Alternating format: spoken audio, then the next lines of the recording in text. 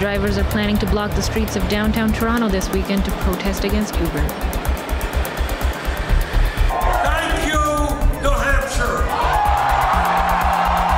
Sanders and Trump are the big winners in the New Hampshire primary. We want to thank the people of New Hampshire. Handed right in, scores! Leafs' first game without Phaneuf ends in a loss against the Calgary Flames. Hi, and welcome to Humber News. I'm Mahnoor Yaver, coming to you from our newsroom here at Humber College North Campus. We're following a developing story this afternoon. Toronto Deputy Police Chief Peter Slowly has retired as of today. The Toronto Police Services Board announced moments ago that Slowly is looking for new job opportunities. Slowly served as an officer for 27 years. Board Chair Andy Pringle says Slowly showed strong leadership and dedication. In January, Slowly made news after comments to youth leaders about the need to reform Toronto's police service. Big news from City Hall this afternoon. Taxi drivers have called off a protest planned for this weekend. The first NBA All-Star weekend ever in Toronto. Our reporter Eric Wickham has the story. I'm here outside City Hall, where the taxi workers in Toronto have called off their strike planned to take place during the All-Star Game weekend. After meeting with Councilwoman Janet Davis and delaying their press conference 2 hours, taxi workers in the city came out and said that they would not be holding the strike. Also, councilmen and women came out to take a stance against Uber. One councilman also said, if you love your family, please do not take an Uber this weekend. They said that Uber was not safe and it is operating illegally in the city. For Humber News, I'm Eric Wickham. Toronto police have released new images in the Chinatown shooting that killed 2 men last month, and they're looking for help in finding someone who was with the men. Today I will be updating Police say the victims met a third unidentified person on Spadina near Nassau Street at 3:15 in the morning of January 31st. They say that's where the suspect fired at the men. 5 people were wounded, 1 man was pronounced dead at the scene, and 4 were taken to hospital where the second victim died. Police say the incident did not necessarily involve a struggle. It doesn't appear that there was any fight that we are aware of. However, it appears there was some type of altercation. Can't get too more specific than that. Police are asking anyone with more information about the identity of these individuals to come forward. Peel police have taken a person into custody after 2 people were stabbed at a home in Brampton today. Police say it happened after 10 this morning on Muskoka Street near Bovaird and Kennedy. Peel EMS say a female and a male were taken to hospital in serious condition. 6 schools were placed on hold and secure as a precaution, but that order was lifted at 11. The identity of the victims have not been released. Today marks day 7 of the Jian Ghomeshi trial, and the judge has seen evidence from the 4th and final witness this morning. Justice William Horkins decided Monday to allow the Crown to present transcripts from a witness. The witness has been revealed as Decoteur's fellow Trailer Park Boys actor Sarah Dunsworth. The Crown presented transcripts of what Dunsworth told police, as well as email and Facebook conversations she had with Decoteur over a decade ago. With that, the Crown rested its case. Final arguments will be heard tomorrow. The Tim Bosma trial continues today with an officer describing his search for the Hamilton man. Dellen Millard and Mark Smith have pleaded not guilty to first-degree murder in Bosma's death. Hamilton police officer Brent Gibson testified that he escorted a trailer containing Bosma's truck from Millard's mother's home in May of 2013. He testified the truck had already been searched by York police and that he was responsible for sealing the doors. South of the border, residents in New Hampshire have voted loud and clear in the presidential primaries, and they've chosen 2 native New Yorkers. I am going to be the greatest jobs president that God ever created. Remember that. Republican contender Donald Trump came out victorious with 35% of the vote.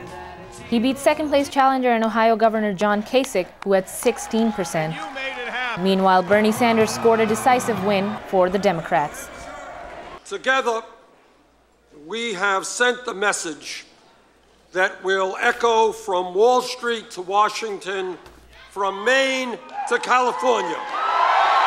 Hillary Clinton lost to Sanders by over 20% of the vote. Meanwhile, the Zika virus has made its way to Asia. China says it has diagnosed its first confirmed case in a man who recently traveled to South America. The 34-year-old had traveled to Venezuela and flew through Hong Kong on his way back to China. Airport authorities in Hong Kong, China, and Japan are now on high alert as they screen passengers traveling from South America. Further south, researchers in Singapore have devised a test kit for diagnosing the virus. The kit can detect Zika virus in 3 hours rather than days, and may be available for use in hospitals soon. Authorities in Taiwan have arrested the developer of a building that collapsed after an earthquake on the weekend. 44 people died, and as many as 100 are still missing. Rescue workers have found 5 more bodies in the debris. A 6.7 magnitude earthquake on Saturday brought the building down. The families of the missing people are waiting nearby for any news of their loved ones. Authorities suspect that the builders skimped on construction material and may be charged with negligent homicide. Italian officials have arrested more than 100 people, charged with being part of the Sicilian Mafia. The operation was coordinated by anti-mafia prosecutors. Investigators described the group as one of the most dangerous in the region. They are suspected of drug trafficking and extortion. Residents of an Indian village received a rude awakening this morning from a wild elephant on the loose. The elephant escaped from a forest in West Bengal and went on a rampage, destroying over 100 homes and shops. No injuries have been reported, and Forest Department officials say they are trying to capture the elephant. Wildlife experts say the destruction of animal habitats has led to an increase of elephant attacks. Here at Humber, academic integrity is the hot topic. A town hall meeting was led by President Chris Whitaker to outline how the school is implementing policies to combat cheating. Reporter Ashley Dara was at the meeting and has this report.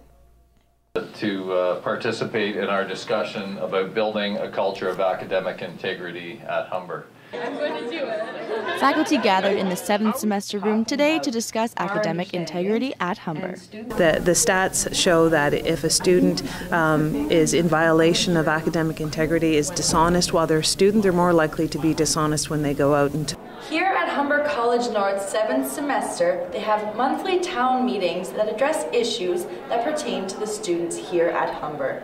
We Pledge is a ceremony that we do in the School of Health Sciences with all first-year students, preferably before they go into a practice setting.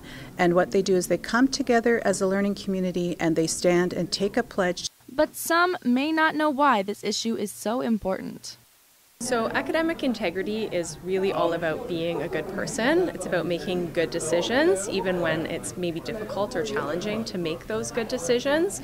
It's about being, a good citizen, respecting yourself, respecting others, being honest, fair, responsible, trustworthy. All of those things are characteristics of someone who has really strong integrity. Strategies discussed inside the 7th semester during the town hall meetings are implemented into curriculums and the Humber community to help students make great strides. Ashley Dara, Humber News. This could be a stressful time of year for many students, but Humber has you covered. Christiana Chan has the story.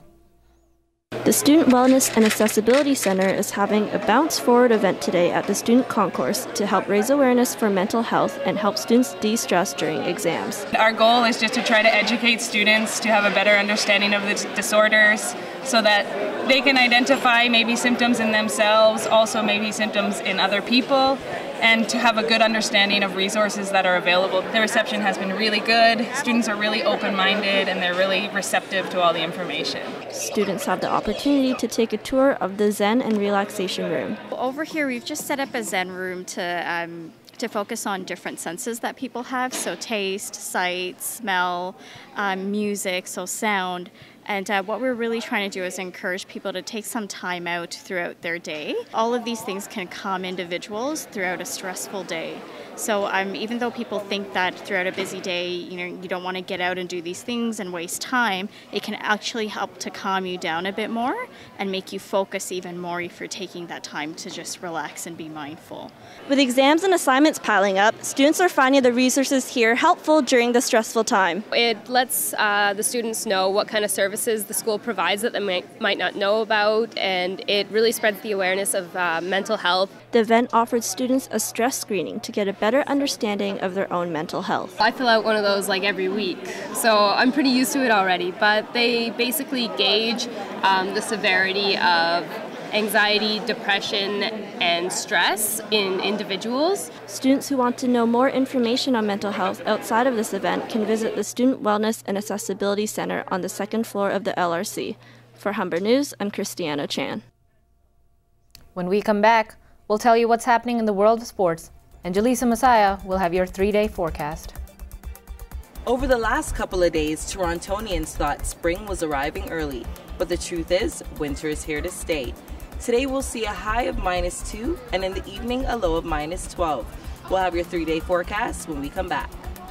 But for now, we leave you with this.